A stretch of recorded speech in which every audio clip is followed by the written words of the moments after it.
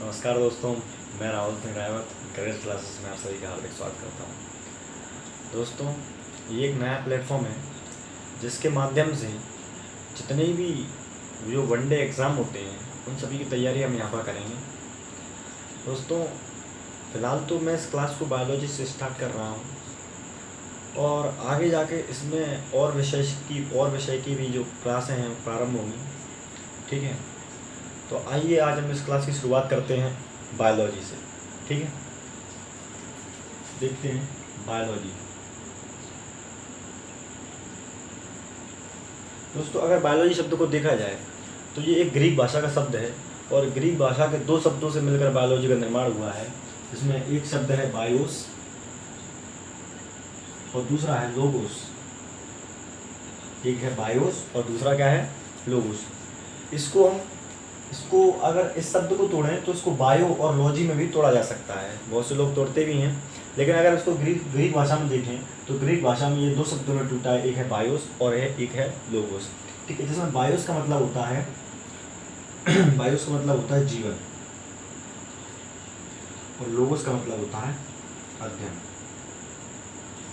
यानी विज्ञान की वह शाखा जिसके अंतर्गत हम सभी जीव की उत्पत्ति, उसकी संरचना, उसके विकास और उसके कार्यों के बारे में अध्ययन करते हैं, उसे हम क्या कह देते हैं, बायोलॉजी अर्थात जीव विज्ञान।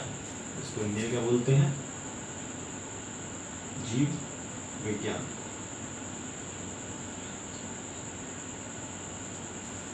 यदि दोस्तों मैं आपसे पूछूं कि जीव क्या होता है, तो अगर मैं जीव की एक परिभाषा आपको दूं तो ऐसी वस्तुएं जिनकी उत्पत्ति बिना किसी विशेष अकृत्रिम, ध्यान देना शब्द पर, अकृत्रिम जातीय प्रक्रिया के फलस्वरूप हुई हो, उसे क्या कहते हैं, जीव कहते हैं। ये परिभाषा आपको कहाँ मिलेगी, ये परिभाषा आपको विकिपीडिया पर मिलेगी। जब आप सेल के बारे में पढ़ेंगे तो आपको विकिपीडिया पर इसकी ये परिभाषा जीव की मिल जाएगी। ठीक है, यदि मैं सरल आसान समझूँ तो ऐसे कोई भी प्राणी जो अपना प्रजनन कर सकें, पोषण कर सकें, उत्सर्जन कर सकें, वह सभी क्या होते हैं, जीव कहलाते हैं। ठीक है, आइए तो बात करते हैं। ये आपको बता चुका हूँ ये किस भाषा का शब्द है, ये किस भाषा का शब्द है बायोलॉजी, ये है एक ग्रीक भाषा का शब्द है। तो इसके जो जनक हैं उनके बारे में बात करते हैं कि इसके जनक कौन है। तो इसके जनक कौन है, अरस्तु। अगर हिंदी में उनको बोला जाए तो हिंदी में उनका नाम अरस्तु है और इंग्लिश में उन्हें हम एरिस्टोटल बोलते हैं। क्या बोलते हैं, एरिस्टोटल। ये ग्रीक भाषा में है, ये हमने हिंदी में बनाया है, इसका जो नाम है वो है अरस्तु। ठीक है, अब अरस्तु के बारे में, अब अरस्तु को जनक क्यों कहा जाता है, इसका क्या कारण है कि अरस्तु को जनक कहते हैं। उसका कारण ये है कि जिस विज्ञान को हम सबसे पहले पढ़ते थे तो ये जीव विज्ञान जो था उसी साइंस में सम्मिलित था।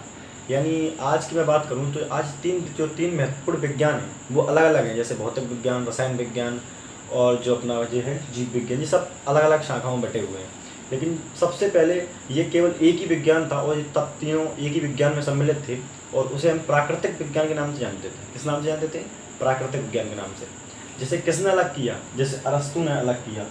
अरस्तु ने इसमें से जीव विज्ञान को अलग किया था। कब किया था, ये किया था 368 BC, बिफोर क्राइस्ट, यानी ईसा मसीह के पूर्व, ईसा मसीह के जन्म से पहले। अरस्तु के बारे में और जाने तो ये एक हिस्ट्री का क्वेश्चन है, हिस्ट्री का क्वेश्चन है। तो ये अरस्तु ये किसके गुरु थे, ये सिकंदर के गुरु थे।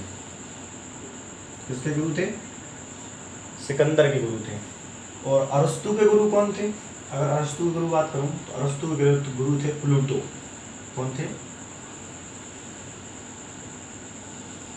प्लूटो। खैर ये सब तो हिस्ट्री की चीज़ें हैं, लेकिन फिर भी याद रखिएगा।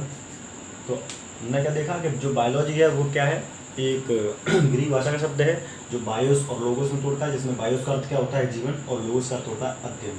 ठीक है, और इसके बाद जो जीव विज्ञान के जनक हैं वो कौन है, अरस्तु, यानी और हिंदी में बोले तो अरस्तु और इंग्लिश में बोले तो एरिस्टोटल। और उन्होंने जीव विज्ञान को प्राकृतिक विज्ञान में से कब अलग किया था, वो किया था 368 BC में। ठीक है, अब बात करते हैं जो बायोलॉजी है इसका नामकरण किसने किया। जो बायोलॉजी शब्द है इसका नामकरण किसने किया, तो इसका नामकरण करने के लिए दो वैज्ञानिक सामने आए। एक का नाम था लेमार्क सही लिखा है, ये देखो लेमार्क, और दूसरे थे ट्रेविरेनस। कौन थे? ट्रेविरेनस। ठीक है, तो दो लोगों ने इसका नामकरण किया था। वैसे महत्वपूर्ण तो ये है लेमार्क, लेमार्क इम्पोर्टेंट है, और उसके बाद ये ट्रेविरेनस की भी पूछ लेता है। तो ये इन दोनों ने मिलकर कब 1801, 1801 या 1802 भी बोल सकते हैं, ये दोनों जगह कभी कभी 1801 1802 दोनों मिल जाता है। ठीक है, तो सबसे पहले 1801 लगाइएगा, और वैसे दोनों ही आंसर सही है। ठीक है, तो किसने किया था? लेमार्क और ट्रेविरेनस ने। इन दोनों ने सबसे पहले क्या किया था? बायोलॉजी शब्द का नामकरण किया था। अब आगे बढ़ते हैं। जब हम आगे बढ़ते हैं तो जो बायोलॉजी को हम पढ़ने की दो तरीके से बायोलॉजी को पढ़ा जाता है। मतलब बात करते हैं तो किन दो तरीके से? एक तो होती है सामान्य बायोलॉजी, यानी बेसिक बायोलॉजी,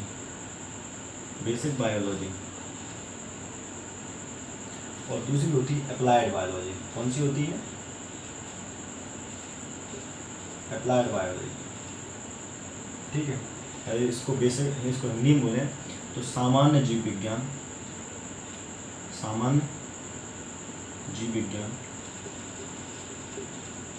और दूसरे अप्लाइड बायोलॉजी की बात करूँ तो इसका बोल सकते हैं अनुप्रयोगिक जीव विज्ञान। ठीक है, देखिए जो अप्लाइड बायोलॉजी है इसके अंदर में क्या क्या सब्जेक्ट आते हैं? जो आपका मेडिकल साइंस है,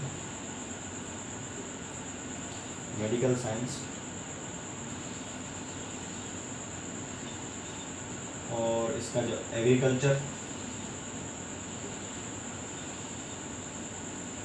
और एक सब्जेक्ट और बोलूँ तो ये होता है आयुर्वेदिक। तो ये सब हम किसके अंदर पढ़ते हैं? अप्लाइड बायोलॉजी के अंदर। लेकिन जो हमारे एग्ज़ाम में आता है वो आती है बेसिक बायोलॉजी। ठीक है, केवल बेसिक बायोलॉजी हमारे एग्ज़ाम में आती है, अप्लाइड नहीं आती है। तो इसका साथ हमारा केवल यहीं तक था। ठीक है, तो इसको हम नहीं पढ़े, हम इसको पढ़ने वाले हैं। ठीक है, आइए आगे बात करते हैं।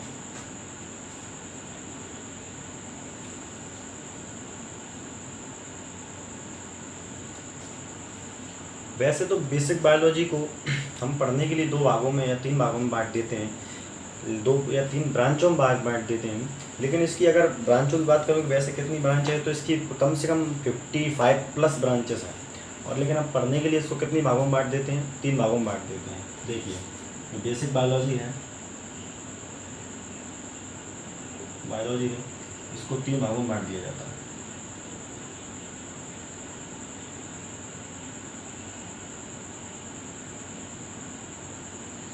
एक तो होता है जियोलॉजी, एक होता है बॉटनी,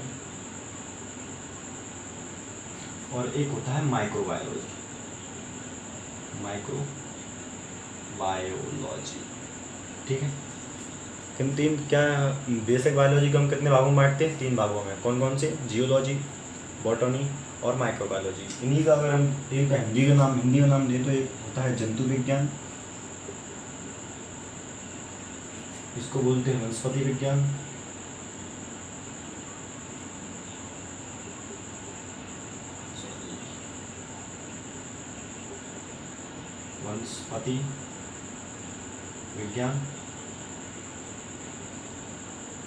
और माइक्रोबायोलॉजी को बोलते हैं सूक्ष्म विज्ञान।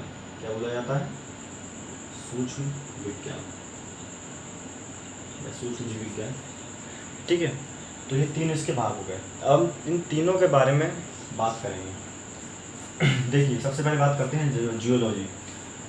तो जियोलॉजी जो है ये 2 शब्दों से मिलकर बना है। एक होता है जू का मतलब ही होता है क्या? जंतु। और लॉजी का मतलब हम पहले ही पढ़ चुके हैं, तो क्या बोलते हैं? अध्ययन।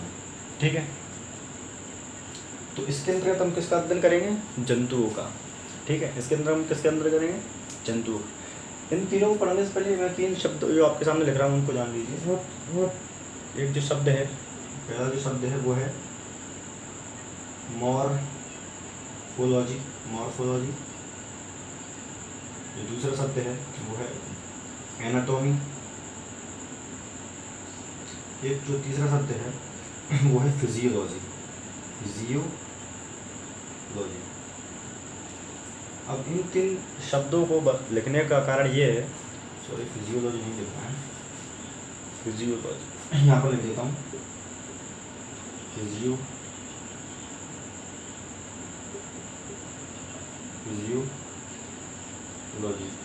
अब इन 3 शब्दों को लिखने का अर्थ ये, मतलब कारण ये है कि इन विज्ञानों के जो जनक हैं उन्होंने इसकी सहायता से ही इनके बारे में जो अध्ययन किया है, बताया है हमें। ठीक है, सबसे पहले बात करते हैं मॉर्फोलॉजी को। जब हम किसी प्राणी की बाहरी संरचना का अध्ययन करते हैं, बाहरी संरचना मतलब वो कैसा दिखता है, वो कैसे चलता है, उसके हाथ पैर किस प्रकार हैं, ठीक है, तो ये सारी चीज़ें जो हैं वो किस में आती हैं, मॉर्फोलॉजी में। मगर जब हम किसी जीव की आंतरिक संरचना का अध्ययन करते हैं तो उसको क्या कहते हैं, एनाटॉमी कहते हैं। एनाटॉमी आंतरिक संरचना का अर्थात वह कैसे पोषण करता है, वो कैसे उत्सर्जन करता है, वो प्रजनन कैसे करता है, और भी चीज़ें। ठीक है, अब बात करते हैं फिजियोलॉजी की, कार्य की, इसको हिंदी में कार्य की भी बोलते हैं। तो इसको फिजियोलॉजी के अंतर्गत किसका अध्ययन किया जाता है, फिजियोलॉजी के अंतर्गत अध्ययन किया जाता है कि कैसे वो जानवर कैसे कार्य करता है, किस तरीके से उसके कार्य हैं। ठीक है, तो इन तीनों के बारे में ध्यान रखिएगा, इन सब के बारे में। अब बात करते हैं जो हमारे जो थे जियोलॉजी। तो जियोलॉजी के भी जनक कौन है, जियोलॉजी के जनक कौन है, उन्होंने आया था मैंने जीव विज्ञान, जो जीव विज्ञान के जनक थे वही थे किस के जनक, यानी अरस्तु। हिंदी में बोले तो अरस्तु और इंग्लिश में बोले तो एरिस्टोटल। और इनकी एक बुक थी जिसका नाम था हिस्टोरिया एनिमिलिया। क्या बुक थी, हिस्टोरिया एनिमिलिया। ठीक है, इसमें इन्होंने क्या किया था, इसमें इन्होंने 500 प्रकार के अलग अलग जीवों जंतुओं के बारे में हमें बताया था। अलग जीवों किसके बारे में बताया था, और इन तीनों की सहायता से बता सकते हैं। तो उन्होंने किसके बारे में बताया था, फिजियोलॉजी के बारे में बताया था कि कैसे एक जंतु किस प्रकार अपने कार्य करते हैं। ठीक है, तो मैं अरस्तु ने कौन सी बुक लिखी थी, हिस्टोरिया एनिमिलिया, 500 प्रकार के जीवों के बारे में बताया था, और किसके बारे में बताया था, फिजियोलॉजी के बारे में बताया था। ठीक है, क्लियर। आगे बढ़ते हैं। आगे बात करें तो जाता है बॉटनी यानी वनस्पति विज्ञान।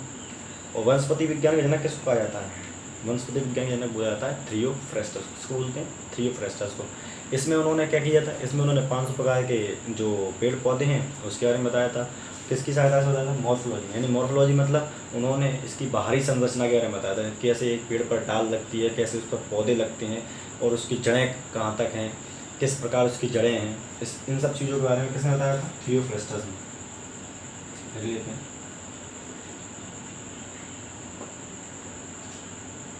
उसके जनक कौन है, थियोफ्रेस्टस। थियोफ्रेस्टस को उसके जनक बोला जाता है। और इनकी जो बुक है हिस्टोरिया प्लांटेरम, हिस्टोरिया, इसमें उन्होंने 500 प्रकार के, 500 से अधिक भी हो सकते हैं दोनों में, 500 से अधिक या 500 से अधिक। ठीक है, इस प्रकार 500 या 500 से अधिक प्रकार के जो पेड़ पौधे थे, पादपों के बारे में, पादप, पेड़ पौधे को ही पादप बोल देते हैं विज्ञान में, जीव विज्ञान में। तो 500 प्रकार के पादपों के बारे में बताया था, पेड़ों के बारे में बताया था। ठीक है, और उनके मॉर्फोलॉजी के बारे में बताया, यानी बाहरी जो संरचना होती है उसके बारे में हमको उन्होंने बताया था। ठीक है, और इसमें क्या है, आगे बढ़ते हैं, बात करते हैं माइक्रोबायोलॉजी की। अब माइक्रोबायोलॉजी की हम बात करते हैं, देखिए एक चीज़ आपको बताऊँ, इन बुकों को याद करना बहुत आसान है। देखिए जो भी काम हुआ होगा वो कब हुआ होगा, हिस्ट्री में।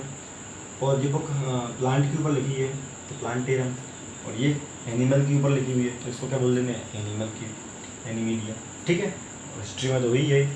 अब बात करते हैं माइक्रोबायोलॉजी की, सूक्ष्म जीव विज्ञान। तो इसके जनक कौन है, इसके जनक है सर ल्यूमेन हॉक। कौन है, ल्यूमेन हॉक।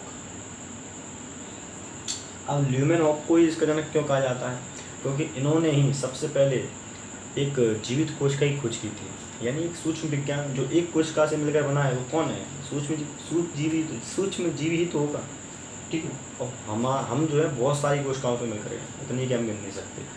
ठीक है, ये कि इन्होंने एक सूक्ष्म जीव की खोज की थी, जो क्या था, जो एक बैक्टीरिया था,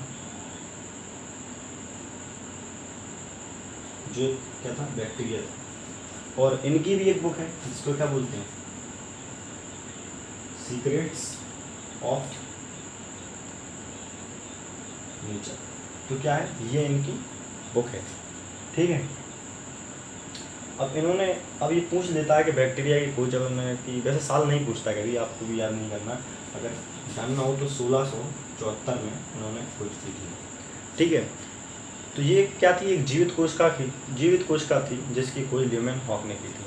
तो बात करते हैं, जो सबसे पहले जो कोशिका की खोज हुई थी वो एक मृत कोशिका थी जिसकी खोज रॉबर्ट हुक ने कब की थी, 1665 में की थी, ठीक है दोस्तों आज हमने बायोलॉजी के इंट्रोडक्शन के बारे में जाना है, ठीक है। और आगे की क्लासों में हम इसके बारे में और चैप्टर वाइज उठाएंगे, ठीक है दोस्तों। एक चीज़ और जो आपको बता दूं, देखिए जब कोई जीव बनता है तो उसकी सबसे पहले क्या बनता है, उसमें सबसे पहले कोशिका का निर्माण होता है, ठीक है। देखिए जैसे कोई जीव बनता है तो सबसे पहले क्या होता है, एक कोशिका का निर्माण होता है, एक कोशिका का निर्माण होता है। और जब बहुत सारी कोशिकाएं मिल जाती हैं तो उन्हीं को हम ऊतक के नाम से जानते हैं, ऊतक। और जब बहुत सारे ऊतक मिल जाते हैं तो उनको हम अंग बोल देते हैं। इसी तरीके से जब बहुत सारे अंग इकट्ठा हो जाते हैं और तो फिर उनको क्या बोल देते हैं, अंग तंत्र बोल देते हैं। और इसी प्रकार क्या होता है, जब अंग तंत्र से मिलकर एक जीव का निर्माण हो जाता है, अंग तंत्रों से मिलकर एक जीव का निर्माण हो जाता है, ठीक है। देखिए ऊतक, जब बहुत सारे ऊतक मिले तो एक अंग का निर्माण हो गया, और इसी तरह एक अंग बन गया तो फिर एक अंग तंत्र का निर्माण हो गया, अंग तंत्र का निर्माण हो गया, और इसी तरीके से क्या हुआ, जाकर एक जीव बन गया। तो प्रश्न ये उठता है कि क्या एक कोशिका का कोई जीव हो सकता है, तो हाँ हो सकता है। जैसे बात करूँ बैक्टीरिया, अब ये भी बता के आए हैं कि बैक्टीरिया की खोज किसने की थी, ल्यूमेन हॉक ने की थी। बैक्टीरिया खोज किसने की थी, ल्यूमेन हॉक ने की थी, ठीक है। तो कौन, एक कोशिका के जीव का उदाहरण कौन हो सकता है, बैक्टीरिया, ठीक है। ये कोशिका जीव का ही उदाहरण है। अब बात करते हैं और फर्स्ट चीज, ठीक है, आज यहीं तक रखते हैं दोस्तों। इसके बाद अब हम इसमें जो चैप्टर हैं उनको उठाना शुरू करेंगे। तो दोस्तों सबसे पहले जो चैप्टर मैं उठाऊंगा वो होगा सेल, ठीक है। जो जीवन की जो कार्यात्मक आधारभूता जो इकाई है, किसी जीव की जो कार्यात्मक आधारभूता इकाई होती है, संरचनात्मक इकाई जिसे बोलते हैं, वो कोशिका ही होती है। तो सबसे पहले इसी के बारे में जानना जरूरी है, इसलिए जो अगली क्लास होगी उसमें मैं आपको कोशिका के बारे में पढ़ाऊँगा, ठीक है। तो दोस्तों क्लास कैसी लगी ज़रूर बताएं, अगर अच्छी लगी हो तो लाइक ज़रूर करें, और कमेंट और शेयर ज़रूर करें, और कमेंट करके मैं ये बताएं क्लास कैसी लगी, ठीक है दोस्तों। और ज़्यादा से ज़्यादा शेयर करें दोस्तों। एक बात और, इस क्लास में, इस प्लेटफॉर्म पर हम आगे और भी क्लासेस चलाएँगे, ठीक है। और भी विषय के जो हैं और भी विषय पढ़ाए जाएंगे। फिलहाल ये बायोलॉजी चलेगी जो आपकी क्लास एक या दो दिन में आती रहेगी, ठीक है दोस्तों। और आगे जाकर ये क्लासें कुछ दिनों में कंटिन्यू हो जाएंगी, ठीक है। तो फिर धन्यवाद, आज की क्लास यहीं तक समाप्त करते हैं।